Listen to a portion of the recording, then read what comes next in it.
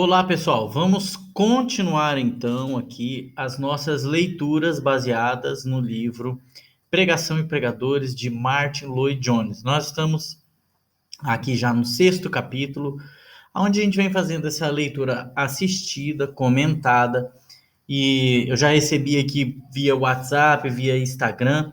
Estou colocando aqui embaixo no Instagram também para você enviar sua mensagem para a gente. Como que tem sido interessante acompanhar, né?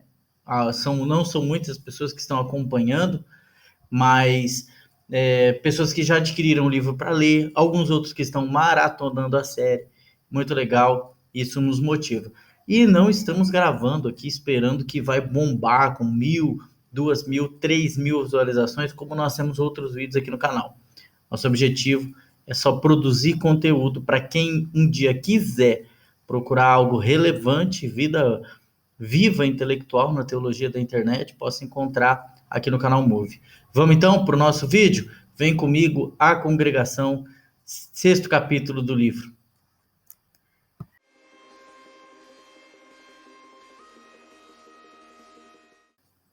Só corrigindo aí em tempo, não é o sexto capítulo, como eu falei na introdução, é o capítulo de número 7, olha daqui, ó, para quem está lendo aí, ó, capítulo 7, A Congregação.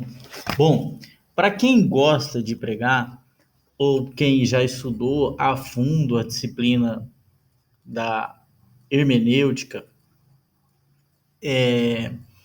a oratória, a exegese, todos esses componentes que circulam a pregação, a congregação talvez seria o tema que atualmente nos estudos sobre a pregação a gente chama de contextualização do público. E o Martin Lloyd-Jones vai chamar de A Congregação. Primeiro, ele faz aqui uma crítica severa a um intelectualismo que estava começando a habitar nas igrejas da Inglaterra, em especial nos ouvintes, né? Por que isso? Porque geralmente a pauta, né, ou como se dá a pregação, vem muito do que as pessoas esperam para ouvir, né? Eu já ouvi assim alguns pregadores mais experientes que dizem assim, olha, não adianta você ter um excelente sermão e o pessoal não está nem aí para te ouvir, né? O pessoal não quer ouvir a palavra, eles querem oba-oba, eles querem alguma outra coisa, então você pode fazer que o impossível, que você não vai conseguir prendê-los à sua mensagem não será eficaz. Então, um bom sermão, ele seria a junção de um público desejoso de ouvir, pronto a ouvir, e um bom sermão bem pregado, bem explanado, bem ministrado. E o Martin Lloyd-Jones, ele faz essa crítica aí, porque aparentemente era a congregação que estava selecionando quem estava apto para que eles cedessem os seus ouvidos, imergidos no intelectualismo.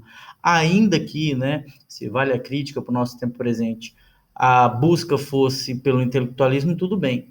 Mas hoje, né, se a gente fosse avaliar a contextualização, o que o povo quer ouvir, não são os intelectuais. Infelizmente, o público das igrejas quer ouvir,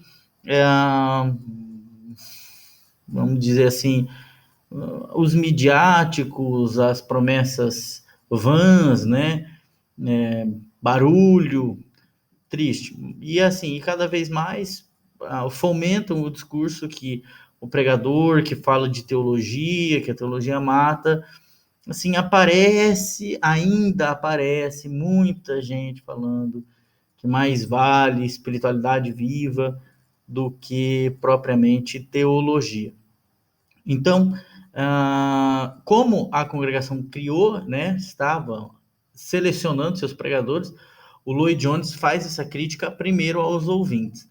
Mas ele aproveita essa deixa e aí ele vai falar o seguinte nessa deixa dele. Falar, olha, é um problema da pregação, da congregação, esse tipo de busca, mas o pregador deve estar atento a isso e ele não deve se enquadrar ao perfil que a congregação quer, ele deve se enquadrar ao perfil bíblico e pregar o que a palavra pede. Ele vai citar um exemplo que aconteceu em Oxford, se eu não me engano, né? Isso, foi na Universidade de Oxford. Ele foi convidado para uma celebração na capela em Oxford, e lá ele pregou como se estivesse pregando na igreja, mesmo tendo um público de intelectuais desejosos a ouvi-lo, e a esposa do reitor procura Lloyd Jones e fala assim, olha, essa foi a melhor mensagem, a capela foi construída para ouvir você pregar hoje. Ele diz, por que você diz isso? Ela falou, porque você foi o único que ocupou a tribuna e nos tratou como pecadores que precisavam de tratamento.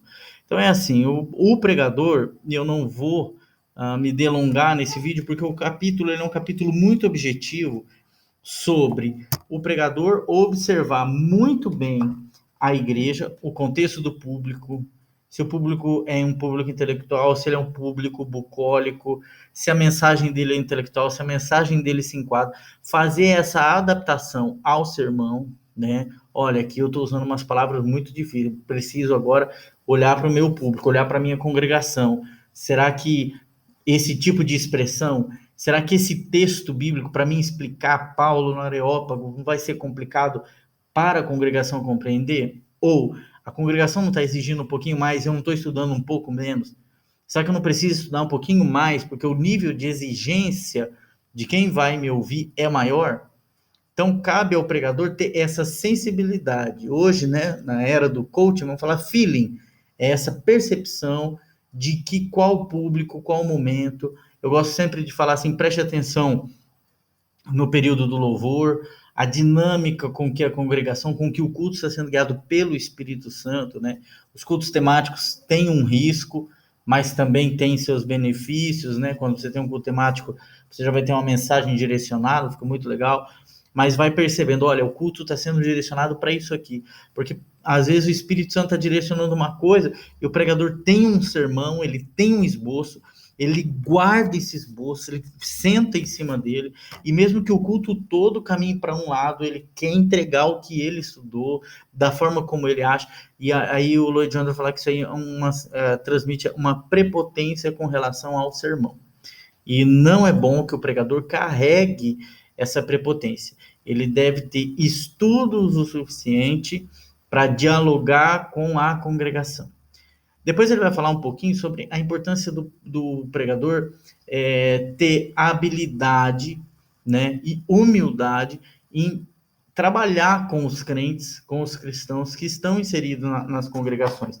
Só vou voltar aqui numa frase, para mim não deixar passar batido, que ele fala assim, olha, quando o pregador consegue vivenciar, ele vê que ele sobe a tribuna exclusivamente para falar da Bíblia e para falar da salvação. E ele não precisa misturar muita intelectualidade quanto a isso.